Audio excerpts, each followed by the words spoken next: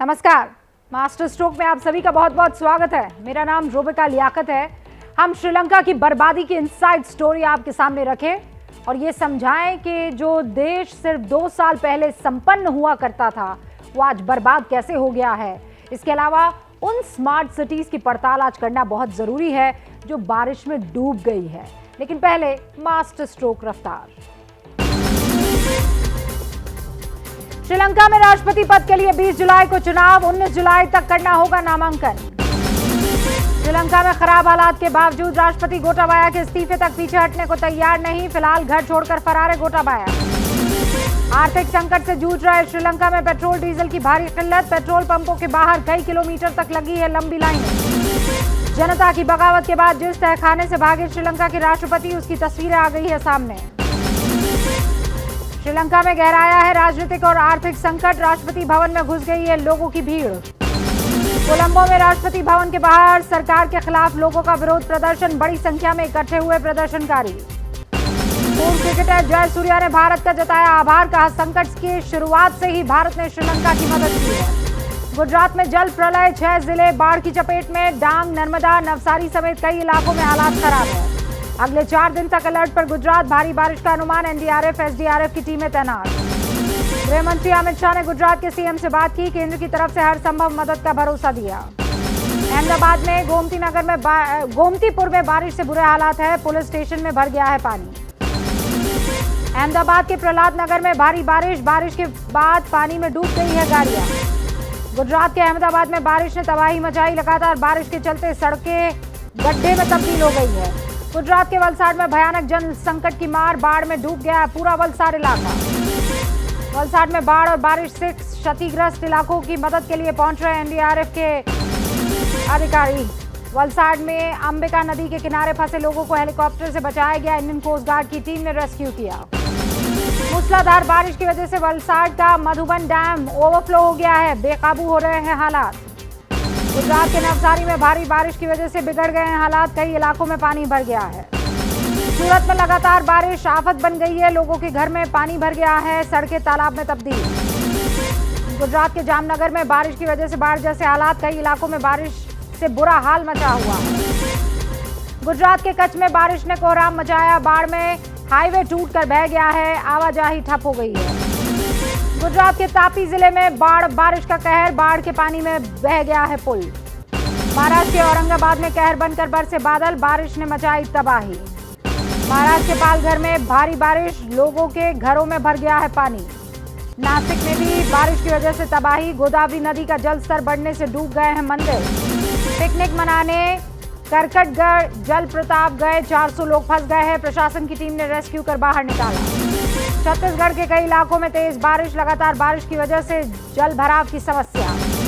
हिमाचल प्रदेश के कांगड़ा में बारिश हुई। बारिश की वजह से बुरा हाल हो रहा है। हिमाचल प्रदेश के किन्नौर में सड़क पर आई बारिश की वजह से मलबे की तस्वीरें। सेना के जवानों ने फंसी हुई गाड़ियों को निकाला। कर्नाटक के मंगलुरु में भारी बारिश की वजह से हादसा हो गया। पानी में गिरी कार को लोगों ने रस्सी के सहारे बाहर निकाला। मंगलुरु में आसमानी आफत ने तबाही मचाई। खेतों में पानी भर गया है। घर टूट रहे हैं। मध्य प्रदेश के भोपाल में भी बारिश की वजह से जल जमाव हो गया है। प्रशासन की नाकामी साफ तौर पर दिख रही है। एमपी के भोपाल में बारिश से घरों में पानी भर गया है। लोगों को करना पड़ रहा है परेशानी का सामना। आसमान से आई आफत ने यातायात को रोक दिया है। छिंदवाड़ा नागपुर नेशनल हाईवे पर जाम लग गया है। लगातार बारिश की वजह से एमपी के विदिशा में हालात खराब है। दुकानों और घरों में जल जमाव हो गया है। ओडिशा के गंजम में जोखिम में जान। बाढ़ के पानी को रस्सी की मदद से पार करने के लिए मजबूर है छात्र। राजस्थान के बूंदी में भी उफान पर है नदी नाले। कई इलाकों में जल भराव की स्थिति। मध्य प्रदेश के रायसेन में जल स्तर बढ़ने से खोले गए बाणना डैम के 6 गेट। सीएम शिंदे और डिप्टी सीएम फडणवीस ने महाराष्ट्र के गढ़चिरौली का दौरा किया। बाढ़ से परेशान लोगों से बात की। कल देवघर और पटना के दौरे पर पीएम मोदी। देवघर में 16,000 करोड़ की विकास परियोजनाओं का उद्घाटन और शिलान्यास करेंगे। नई संसद भवन की बिल्डिंग पर लगाया गया अशोक स्तंभ। पीएम मोदी ने किया अनावरण। अशोक स्तंभ के अनावरण के बाद पीएम मोदी ने निर्माण कार्य में लगे मजदूरों से भी बात की। नई संसद में राष्ट्रीय चिन्ह के उद्घाटन पर ओवैसी के सवाल।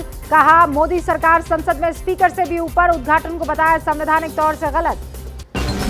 कांग्रेस से पीएम मोदी पर चीन के रुख को लेकर साधा निशाना, पीएम की छवि बचाने का आरोप भी लगाया। अग्निपथ योजना को लेकर रक्षा मंत्रालय की बैठक, तीनों सेना प्रमुख और विपक्षी पार्टियों के नेता शामिल हुए।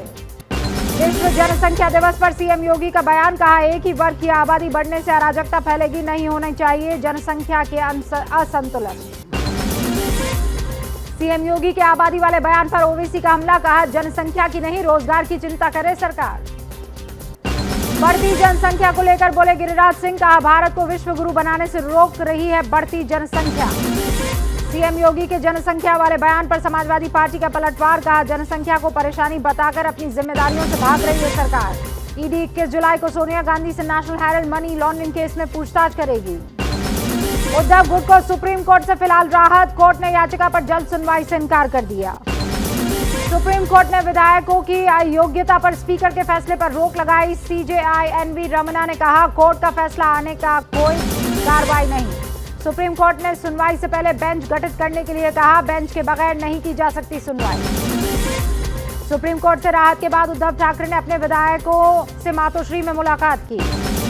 राष्ट्रपति चुनाव पर उद्धव के साथ बैठक में भिड़े शिवसेना सांसद, ज्यादातर सांसदों ने द्रौपदी मुर्मू का समर्थन किया। राउत ने यशवंत सिन्हा की वकालत की।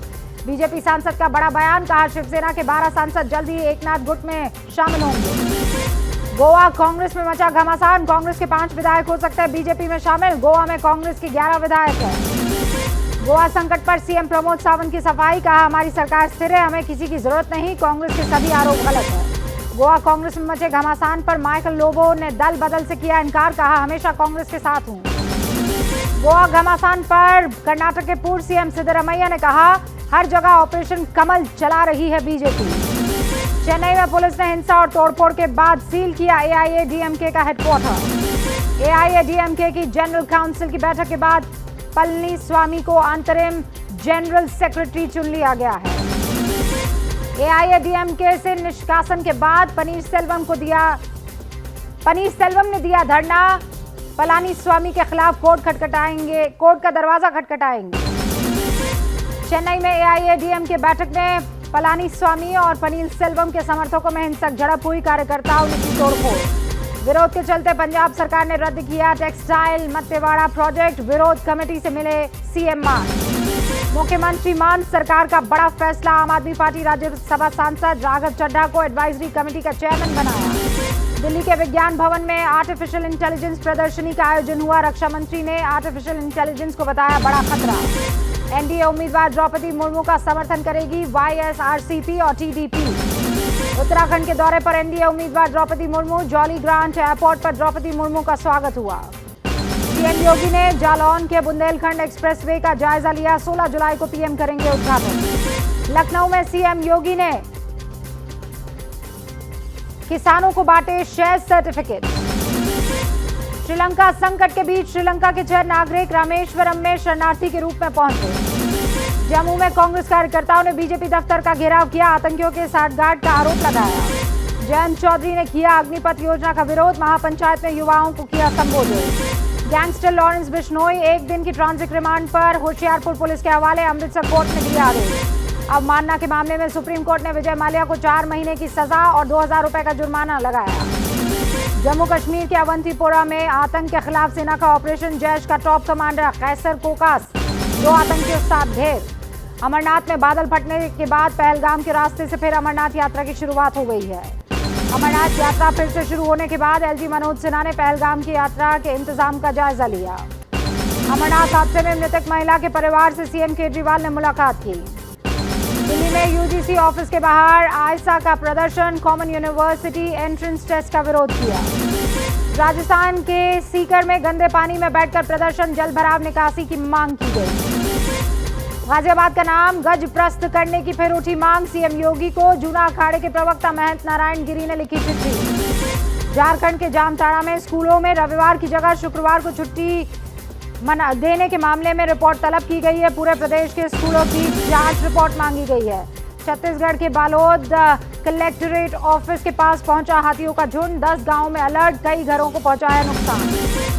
धनबाद में जेएमएम के संस्थापक विनोद बिहारी महतो की बहू ने किया हंगामा, राइफल लेकर लोगों को धमकाया और मारपीट की। शिवसेना विधायक भरत गोगवले की कार का एक्सीडेंट हो गया है, किसी के हताहत होने की खबर नहीं है। यूपी के गाजियाबाद में वकील ने लाइसेंसी बंदूक से गोली मारकर आत्महत्या कर ली।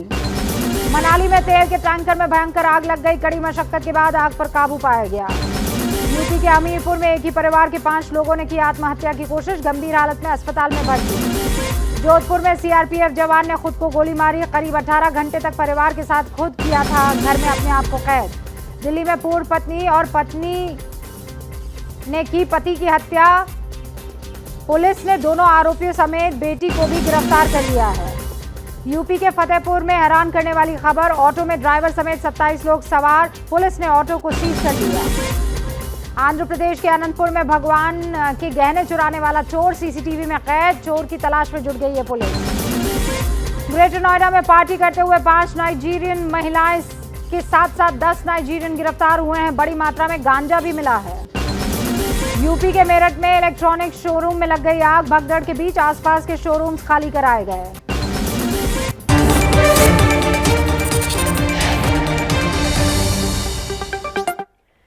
तो मास्टर स्ट्रोक में आज सबसे पहले श्रीलंका की बात करेंगे और यह समझाने की कोशिश करेंगे कि कैसे भ्रष्टाचार और गलत नीतियां सिर्फ 2 साल में पूरे देश को बर्बाद कर सकती है। श्रीलंका में करीब 116 दिन पहले मार्च के महीने में सरकार के विरोध में प्रदर्शन शुरू हुए थे और आखिरकार 116 दिनों के बाद श्रीलंका के राष्ट्रपति गोटाबाया राजपक्षे को भागना पड़ा। अब वो इस्तीफा देने के लिए भी तैयार हो गए हैं, लेकिन उनके राष्ट्रपति आवास पर श्रीलंका की आम जनता ने कब्जा कर लिया है। बड़ी खबर यह है कि श्रीलंका की संसद 20 जुलाई को नए राष्ट्रपति का चुनाव करेगी। 19 जुलाई को नए राष्ट्रपति का नामांकन होगा। 13 जुलाई को गोटाबाया ने अपना पद छोड़ने का ऐलान किया है। इसके बाद श्रीलंका का विपक्ष नई सरकार बनाने की कोशिश करेगा। श्रीलंका के राष्ट्रपति भवन पर काबिज प्रदर्शनकारियों ने ऐलान किया है कि वो गोटाबाया के इस्तीफे तक राष्ट्रपति भवन खाली नहीं करने वाले। इसके अलावा श्रीलंका के स्पीकर के हवाले से खबर आई थी कि राजपक्षे देश छोड़कर भाग गए हैं। थोड़ी देर बाद इसका खंडन आया। राजपक्षे श्रीलंका में ही है, लेकिन किसी अनजान जगह पर है। श्रीलंका में यह हालात पैदा क्यों हुए, इसका हमने विस्तार से विश्लेषण किया है, जिसे हम आपको आगे बताएंगे। लेकिन उससे पहले ये देखिए कि जब राजा तानाशाह होता है तो फिर कैसे जनता सड़कों पर उतरकर उसके राजमहल पर कब्जा कर लेती है। श्रीलंका के राष्ट्रपति भवन पर हुए कब्जे की ये पूरी रिपोर्ट आप समझिए।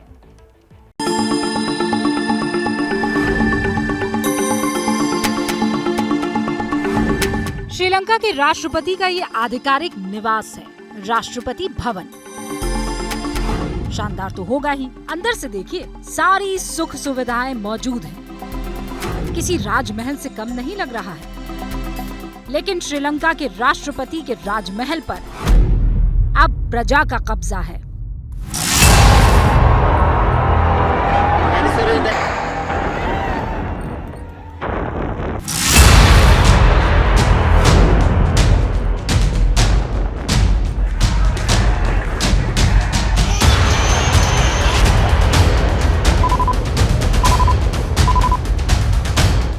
साल की गलत नीतियों की वजह से लंका में आक्रोश तो बहुत पहले से था ही। श्रीलंका के राष्ट्रपति गोटाबाया राजपक्षे को यह अंदाजा भी था कि अब कभी भी देश छोड़कर भागना पड़ सकता है, और हुआ भी यही। जनता का विरोध बढ़ा तो राजपक्षे देश छोड़कर भाग गए।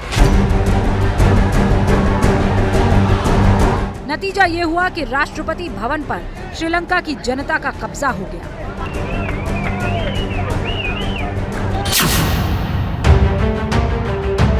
लेकिन यहाँ दाखिल होने की यात्रा इतनी आसान नहीं थी। इसके लिए खूब विरोध प्रदर्शन हुआ। लोग जब राष्ट्रपति भवन की ओर बढ़ रहे थे तो सुरक्षा बलों ने गोलियां चलाई। इसमें खूब खून खराबा हुआ, लेकिन शांतिपूर्ण प्रदर्शन के आगे हथियार कब तक जीत पाते। हुआ भी यही, राष्ट्रपति भवन पर लोगों का कब्जा हो गया। देखिए कैसे लोग बड़ी संख्या में राष्ट्रपति भवन के अंदर दाखिल हो रहे हैं। जो सुरक्षा बल उन पर गोलियां बरसा रहे थे, वो भी बड़े आराम से अब उन्हें जाने दे रहे हैं। श्रीलंका में पिछले कई महीनों से लोगों को भरपेट खाना तक नसीब नहीं हुआ है। अंदर पहुंचते ही जब इन लोगों ने 5 स्टार वाली सुविधाएं देखी तो वो टूट पड़े। ये श्रीलंका के राष्ट्रपति का प्राइवेट स्विमिंग पूल है। लोग सीधे इसमें डुबकियां लगाने लगे। समंदर के किनारे शानदार जगह पर राष्ट्रपति का ये आवास बना हुआ है, लेकिन अब इस पर श्रीलंका के आम लोगों का कब्जा हो चुका है। कोई कैरम खेल रहा है, कोई सो रहा है, कोई राष्ट्रपति भवन के लॉन में खाना बना रहा है। लोगों के लिए भले ही राशन ना रहा हो, लेकिन राष्ट्रपति के लिए तो राशन पानी सब था। लोगों को राशन और सब्जियां मिली तो राष्ट्रपति भवन के लॉन में ही चूल्हा जला लिया। ये वो कमरा है जहां कैबिनेट मंत्री जमा होते थे और श्रीलंका की नीतियां बनाते थे, लेकिन अब यहाँ प्रदर्शनकारियों का कब्जा है। शायद ही कभी किसी ने सोचा होगा कि वो राष्ट्रपति भवन के अंदर ऐसे दाखिल होंगे। राष्ट्रपति के प्राइवेट रूम से लेकर उनके बाथरूम तक में प्रदर्शनकारियों ने कब्जा जमा लिया है। राष्ट्रपति के बेड पर सेल्फीज ली जा रही है, उनके फोन का इस्तेमाल हो रहा है। सोफे पर बैठकर बारी बारी से लोग फोटो खिंचवा रहे हैं। कोई सोफे पर सो रहा है, कोई बैठा है। आज भी ये कब्जा जारी रहा। श्रीलंका के राष्ट्रपति के आधिकारिक निवास के अंदर और बाहर सैकड़ों की संख्या में लोग मौजूद हैं। लोग सपरिवार पहुंचे हुए हैं। ऐसा लग रहा है जैसे कि राष्ट्रपति भवन में घूमने के लिए कोई प्रतिनिधि मंडल आया हो।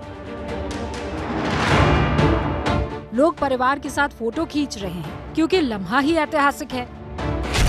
जिस जिम को श्रीलंका के राष्ट्रपति इस्तेमाल करते थे, उसमें लोग खाली पेट कसरत कर रहे हैं। इससे क्या फर्क पड़ता है कि ये ट्रेडमिल बंद पड़ी है। बंद ट्रेडमिल को भी लोग अपने कदमों से ऐसे ही रौंद रहे हैं जैसे उन्होंने श्रीलंका की सत्ता को रौंदा है। राष्ट्रपति के कमरों में लोग लेटकर धूम्रपान कर रहे हैं। Past 6 months, people were struggling in the queues. People are in the fuel queues. People are in the gas queues. But now people have hope. We can't trust them.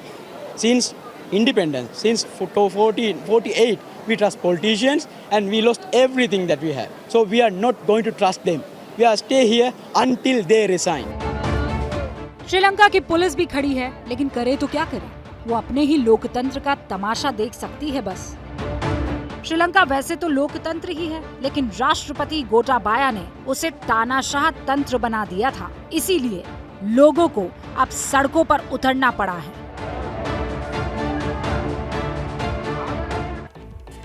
छब्बीस साल का गृह युद्ध झेलने के बाद 2006 में श्रीलंका की तरक्की का सफर शुरू हुआ और सिर्फ 15 साल में श्रीलंका तरक्की की सीढ़ियों पर चढ़ा भी और लुढ़का भी। पहले श्रीलंका के फर्श से अर्श पर पहुंचने की एक कहानी आप देखिए। श्रीलंका में 2006 प्रति व्यक्ति जीडीपी $1436 थी, $1436। 8 साल में यह करीब 3 गुना बढ़कर $3819 पर पहुंच गई। इस दौरान श्रीलंका की लगभग 9% आबादी गरीबी रेखा से बाहर आई।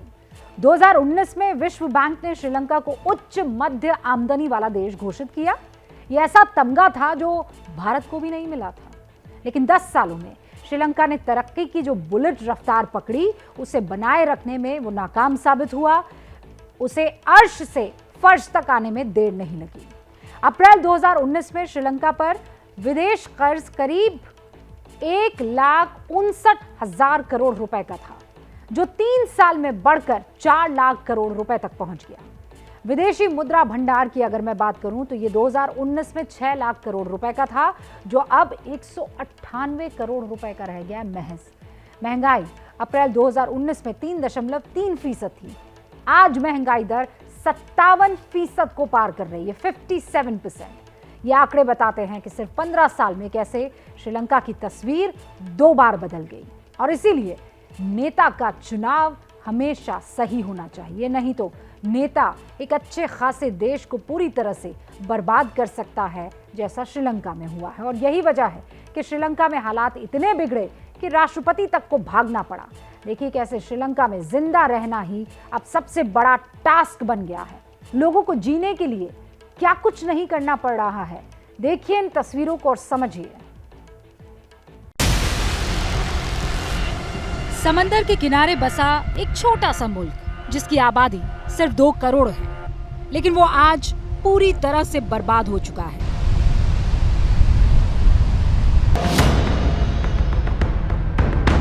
श्रीलंका में जिंदा रहने के लिए कैसे संघर्ष होता है, जरा ये भी देख लीजिए। ये 59 साल की इंद्राणी है जो थोड़े से बचे हुए चावलों को निकाल रही है ताकि बस किसी तरीके से खाना बन जाए। घर में मॉडर्न किचन है, लेकिन 2 लकड़ियों के सहारे फिलहाल एक अंगीठी जल रही है और उसी पर चावल पक रहे हैं, क्योंकि कुकिंग गैस तो है ही नहीं। आखिरी बार मई में सिलेंडर भरवाया था, तब से अब तक गैस नहीं मिली।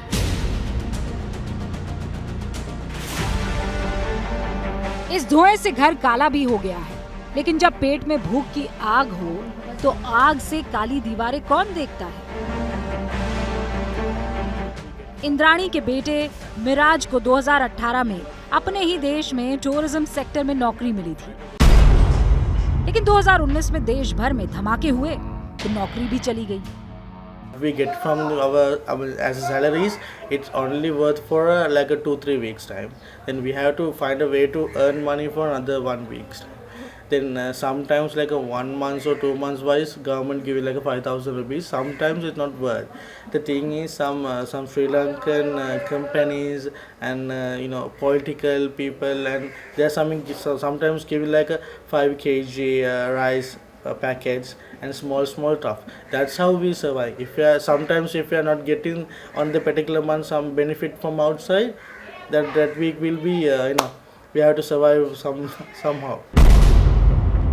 खाने पीने के सामान के दाम पिछले कुछ दिनों में 3 गुना हो गए हैं। ये श्रीलंका का सब्जी मार्केट है, जहां पहले ही बहुत कम सब्जी है, लेकिन जो है भी उनके दामों में आग लगी हुई है। मामूली से आलू प्याज की कीमत भी आसमान छू रही है। हम किसी तरह अपना काम चलाने की कोशिश कर रहे हैं, लेकिन बहुत मुश्किल है। सब्जियों के दाम पहले से भी ज्यादा बढ़ गए हैं, चीजों के दाम बढ़ गए हैं, लेकिन हमारी सैलरी नहीं बढ़ी। इतने कम पैसे में हम कैसे गुजारा करें?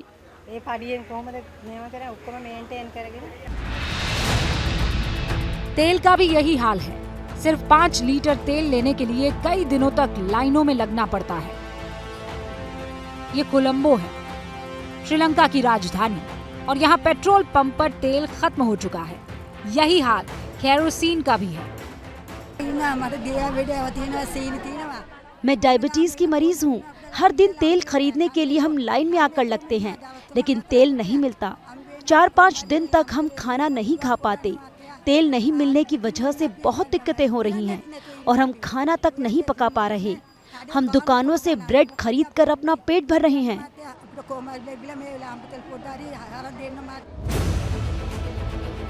एक तरफ श्रीलंका के लोग दाने दाने को मोहताज हैं, दूसरी तरफ श्रीलंका के राष्ट्रपति की ऐशगाह है। हालांकि अपनी इस ऐशगाह को छोड़कर श्रीलंका के राष्ट्रपति फरार हो चुके हैं और उनके जाने के बाद अब इस राष्ट्रपति भवन के राज खुल रहे हैं। ये राष्ट्रपति के आधिकारिक आवास का बंकर बताया जा रहा है, जिसमें नीचे जाने के लिए सीढ़ियां हैं। माना जा रहा है कि राष्ट्रपति गोटाबाया इसी से फरार हुए हैं। लोगों ने इस कमरे में तोड़फोड़ की है। ये तब की तस्वीरें हैं जब प्रदर्शनकारी इस बंकर में दाखिल हुए थे।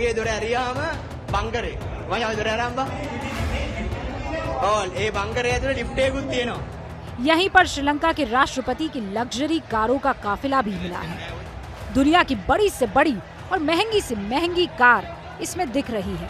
श्रीलंका की पुलिस भी खड़ी है, लेकिन करे भी तो क्या करे, वो अपने ही लोकतंत्र का तमाशा देख रहे हैं।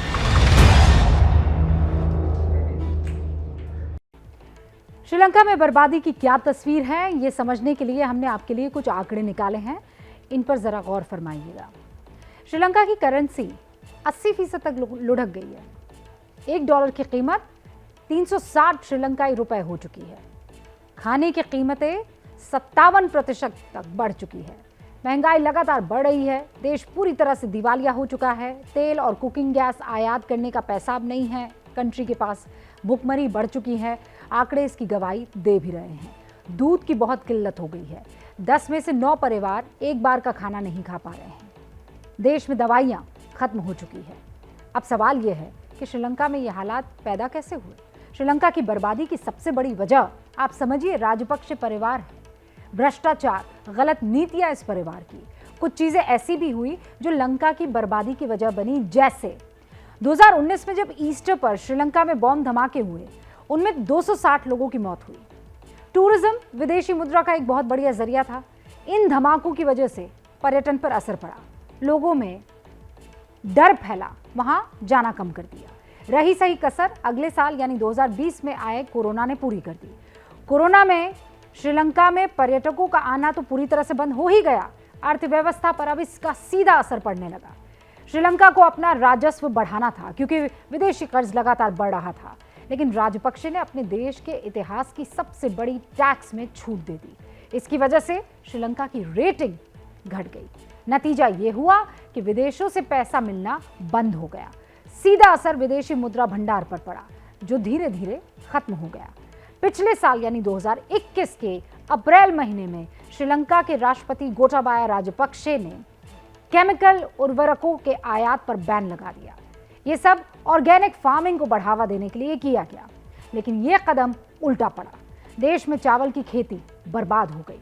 इसकी वजह से खाने पीने के सामान के दाम बढ़ गए और इसी संकट के बीच इसी साल यूक्रेन और रूस का युद्ध हो गया। इसकी वजह से तेल और खाने पीने की चीजों के दाम दुनिया भर में बढ़े।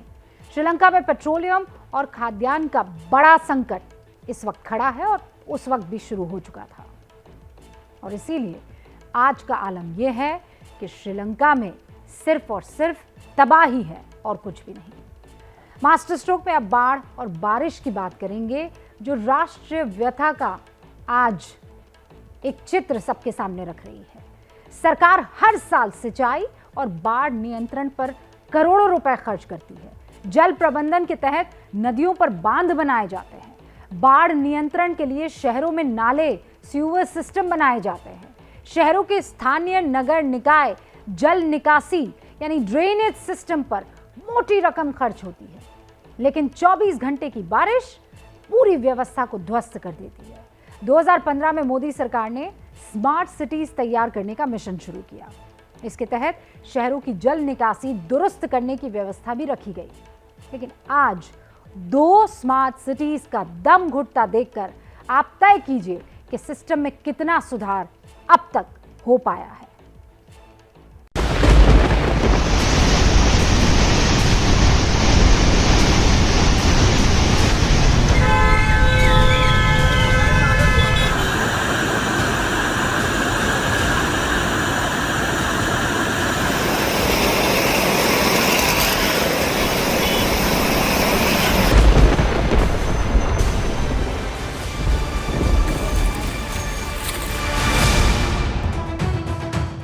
गुजरात पर गरज रहे हैं संकट के बादल।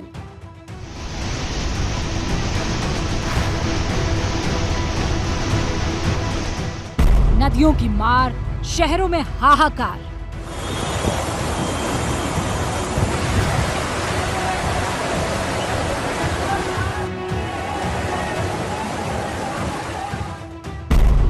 डूब गई स्मार्ट सिटी अहमदाबाद।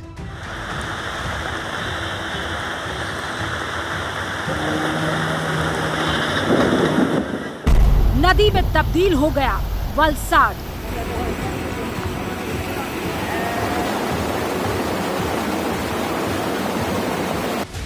अहमदाबाद की सड़कों को नदी बना देने वाला ये पानी सिस्टम से सवाल पूछ रहा है। ये कह रहा है कि सिस्टम ये तो जानता था कि पानी बरसेगा, लेकिन क्या सिस्टम इस बात का जवाब दे पाएगा कि शहर से पानी निकलेगा कैसे?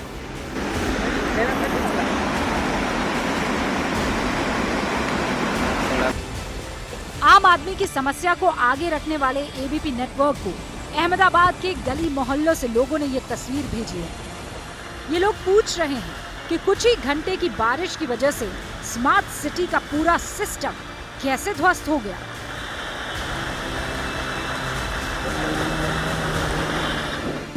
अहमदाबाद का सिंधु भवन, पंचवटी क्रॉस रोड, प्रहलाद नगर पानी में डूब गए हैं।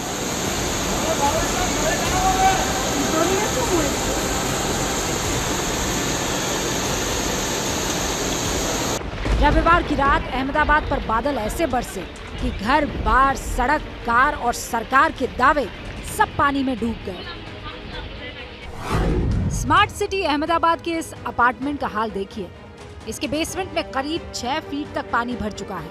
कार डूबी हुई है। करोड़ों की संपत्ति खाक हो रही है।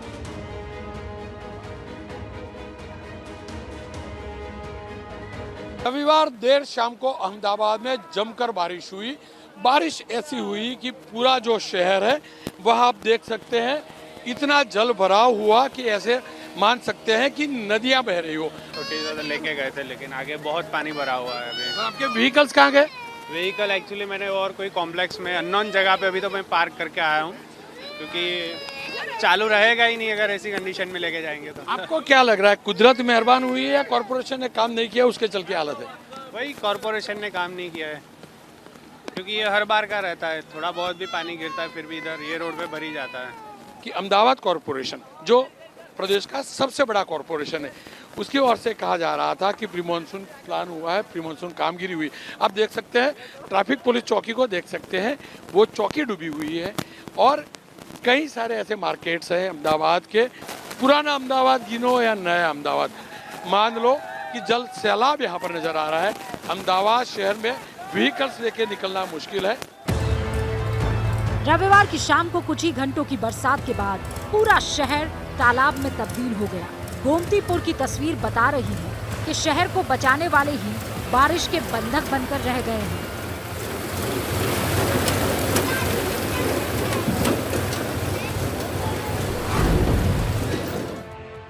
सोमवार की सुबह तक अहमदाबाद की आबाद बस्तियां बाढ़ में फंसकर रह गई। बाढ़ से बचने के लिए लोगों ने छत पर शरण ली। ये जीवराज पार्क सोसाइटी का इलाका है, जहां कार और मकानों का ग्राउंड फ्लोर पानी में डूबा हुआ है।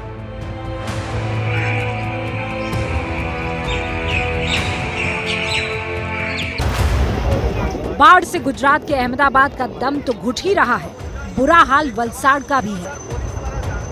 वलसाड कुदरत के रौद्र रूप का शिकार बन गया है। दूर दूर तक पानी ही पानी नजर आता है।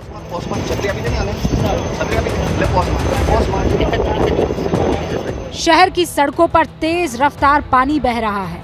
ऐसा लग रहा है जैसे शहर ही नदी में तब्दील हो गया है। वलसाड के कैलाश रोड से आई ये तस्वीरें देखिए। इलाके की इमारतों की पहली मंजिल पूरी तरह से डूब चुकी है। बस्ती के बीच से तेज रफ्तार पानी बह रहा है। रिहायशी इलाकों में पानी कहर बनकर टूटा है। भारी बारिश के चलते वलसाड के हिंगलाज माता मंदिर इलाके में चारों तरफ पानी भर गया है। बाढ़ के पानी में फंसे 4 लोगों को हेलीकॉप्टर की मदद से बचाया गया।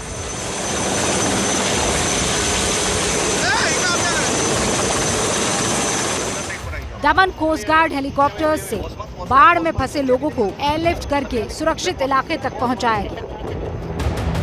अहमदाबाद सहित गुजरात में बाढ़ के संकट का हाल आपने देख लिया।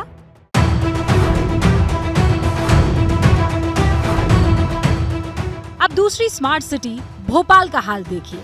तालाबों का शहर पूरी तरह से तालाब में ही तब्दील हो गया है। भोपाल की प्रशासनिक एकेडमी, यानी जहां प्रशासन को संभालने, व्यवस्था बनाने की पढ़ाई करवाई जाती है, उसकी व्यवस्था भी ध्वस्त हो गई है।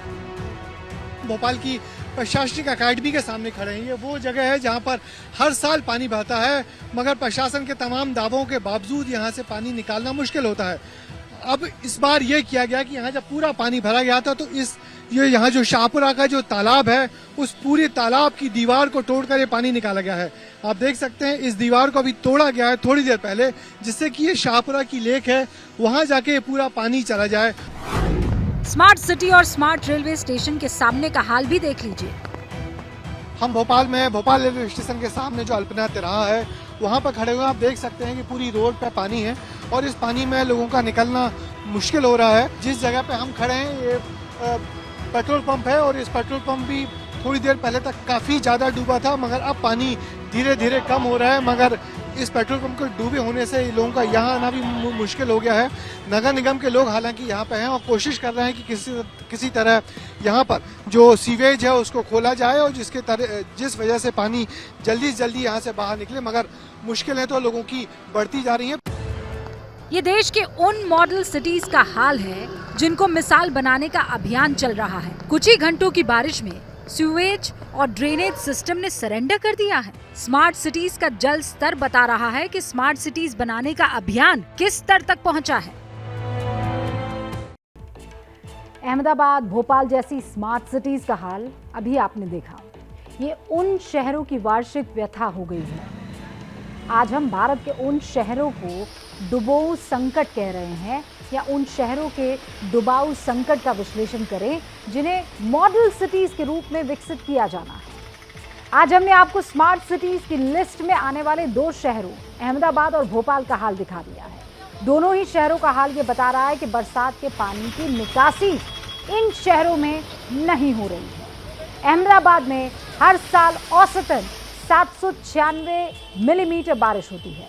ये औसत साल 1992 से साल 2021 तक का हमने लिया है, लेकिन इस साल बारिश के सीजन में अब तक 143 मिलीमीटर बरसात दर्ज की गई है। सबसे जोरदार बारिश पिछले 24 घंटे में हुई, जिसका आंकड़ा 219 मिलीमीटर है। यानी अब तक कुल 362 मिलीमीटर बरसात हो चुकी है। यह आंकड़ा बताता है कि पूरे साल में जितनी औसत बरसात होती है उसका लगभग 45% हिस्सा जो है वो अहमदाबाद पर बरस चुका है। गुजरात के अहमदाबाद के साथ वलसाड सहित कई शहरों का बरसात ने बुरा हाल कर दिया है। गुजरात के 23 जिले भारी बरसात की वजह से प्रभावित हैं। हर साल विकसित शहरों में बाढ़ की समस्या खड़ी होती है, जबकि बाढ़ नियंत्रण पर बार बार हम कह रहे हैं करोड़ों रुपए खर्च किए जाते हैं। गुजरात सरकार का 2019-20 का बाढ़ नियंत्रण और सिंचाई का बजट 9,804 करोड़ था। 2020 और 21 में ये बजट 7,109 करोड़ रुपए हुआ। फिर 2021 और 22 में 7,114 करोड़ रुपए इस मद में खर्च किए गए। 22 और 23 का अनुमानित बजट जो है वो 9,109 करोड़ रुपए है। बारिश के पानी की निकासी का सिस्टम ठीक ढंग से नहीं बनाया गया है। स्मार्ट सिटी योजना में पानी की निकासी पर बड़ा खर्च किया जा रहा है। अमृत योजना यानी अटल नवीकरण और शहर परिवर्तन मिशन के तहत स्ट्रॉम वाटर ड्रेनेज सिस्टम बनाया जा रहा है। लेकिन अहमदाबाद का हाल देखकर यह कहा जा सकता है कि अभी भी सिस्टम में सुधार नहीं हुआ है। ये पन्ने पर जरूर है। मास्टर स्ट्रोक में अब भारत की नई संसद के बारे में जिक्र करना है। प्रधानमंत्री नरेंद्र मोदी ने आज नए संसद भवन के शिखर पर लगाए अशोक स्तंभ का अनावरण किया। प्रधानमंत्री के साथ लोकसभा अध्यक्ष ओम बिरला भी मौजूद थे। आज सुबह प्रधानमंत्री सेंट्रल विस्टा में संसद भवन की छत पर पहुंचे। एक लीवर खींचकर अशोक स्तंभ का अनावरण किया। इससे पहले प्रधानमंत्री ने विधिवत पूजा भी की और अशोक स्तंभ का अभिषेक भी किया। संसद भवन की छत पर लगाए गए अशोक स्तंभ की जो ऊंचाई है वो 6.5 मीटर है। अशोक स्तंभ कांसे का बनाया गया है और इसका वजन 9,500 किलोग्राम है। इसको सपोर्ट देने के लिए चारों तरफ से स्टील का फ्रेम बनाया गया है। स्टील फ्रेम का वजन बताया जा रहा है 6,500 किलोग्राम। अशोक स्तंभ को संसद के सेंट्रल हॉल के ऊपर लगाया गया है। अशोक स्तंभ का अनावरण करने के बाद प्रधानमंत्री नरेंद्र मोदी ने सेंट्रल विस्टा प्रोजेक्ट में काम करने वाले लोगों से बात भी की। सुनिए प्रधानमंत्री और कर्मचारियों के बीच संवाद कैसा हुआ। अच्छा, आप लोगों को क्या लगता है, इमारत बना रहे हैं कि इतिहास बना रहे हैं? सबको मालूम है, बना रहे हैं। आपको पता है सबको? सर, तो काम करने के लिए उसमें क्या फर्क? मकान बनाते हैं और ये बनाते हैं, तो काम करते समय क्या फर्क होता है? हमें घर वालों को पता था, पूछते होंगे क्या कर रहे हो, कैसा बन रहा है, तो लोग कहते हो यार फोटो तो ले आओ, दिखाओ हमको। हैं, ऐसा करते हैं। आपको राशन मिल जाता है क्या? जी सर। वो वन राशन को वन नेशन कार्ड है, उस कार्ड से मिल जाता है? जी सर। और क्या आपको लगता है कि हाँ हमें यहाँ आए तो ये मन को अच्छा लगा है? कौन सा बात बताइए सर? बहुत अच्छा लग रहा है, जैसे कि सभी माँ को कुटिया में गए थे राम भगवान, वैसे हमारे कुटिया में आप आए हैं, बहुत अच्छा लग रहा है। वाह वाह, ये तुम्हारा कुटिया, वाह। मंदिर है सर, देश के हर गरीब को भी लगना चाहिए उसका कुटिया है। इसका मंदिर बड़ा बढ़िया बात बताया आप। आपके आने से उत्साह बहुत बड़ा है और भी उत्साह के साथ काम करें। नहीं, उत्साह तो आप लोगों ने हमारा बढ़ा दिया है सर, और बड़ा है। आप लोगों ने समय पे काम किया है सर, हमें गर्व है इस प्रोजेक्ट पे काम करना सर। तो आप में तो किसी को कोरोना वोरोना की दिक्कत नहीं है? सब नियमों का पालन किया। अच्छा, वैक्सीनेशन हो गया सब? दोनों डोज हो गए? बूस्टर डोज भी हो गए? बड़े जागरूक हो आप। चलिए, मेरी आपको, आपके परिवार वालों को बहुत शुभकामनाएं, क्योंकि आप एक प्रकार से सिर्फ ईंट माटी पत्थर का काम नहीं कर रहे, आप देश के गौरव को एक बहुत बड़ी फैक्ट होगा देने वाले। जी सर, मैंने आपको गर्व होना चाहिए। जी सर, चलिए, बहुत शुभकामनाएं, मेहनत रंग लाएगी। कि प्रधानमंत्री नरेंद्र मोदी की खासियत है कि वो इसी तरीके से कनेक्ट कर जाते हैं। और जैसा आपने सुना, इसमें वन नेशन वन राशन की भी बात आ गई, इसमें वैक्सीनेशन की भी बात आ गई, गरीब के तबके को कैसे आगे बढ़ाया जा रहा है वो जिक्र भी हो गया, और संसद की नींव की बात भी हो गई।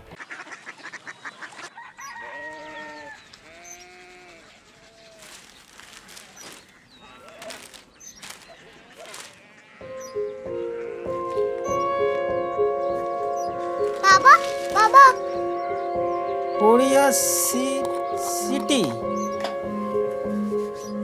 जानी ना?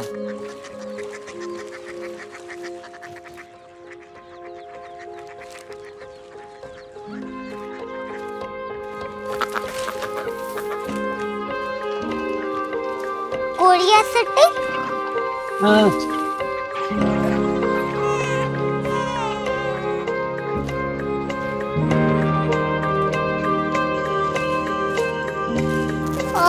कोरिया सिटी कहाँ पे है? शहर अंग्रेजी लगे हैं।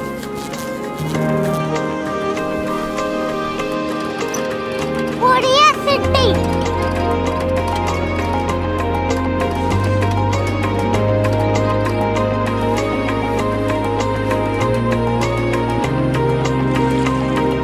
वो बहुत दूर है।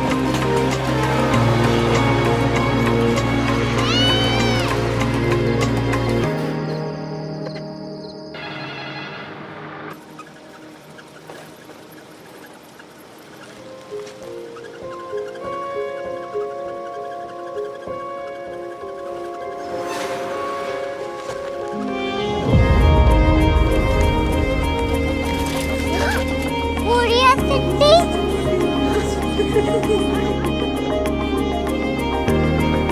दुनिया को कुछ लोग बड़े होते हैं। कोरिया सिटी कहाँ है? प्रोफेसर साहब को पता होगा। हो, ये छोटा वाला ग्लोब लगता है और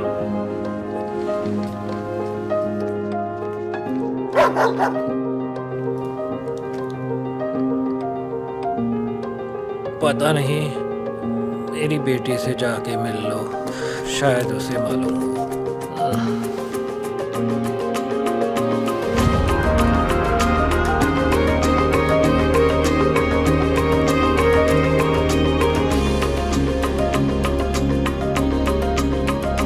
हाय, बाबा ने भेजा है। Come here. Korea city. Korea city नहीं, क्यूरियोसिटी। वो क्या? That's what brought you here? जो तुम्हें यहाँ तक ले आया। क्यूरियोसिटी।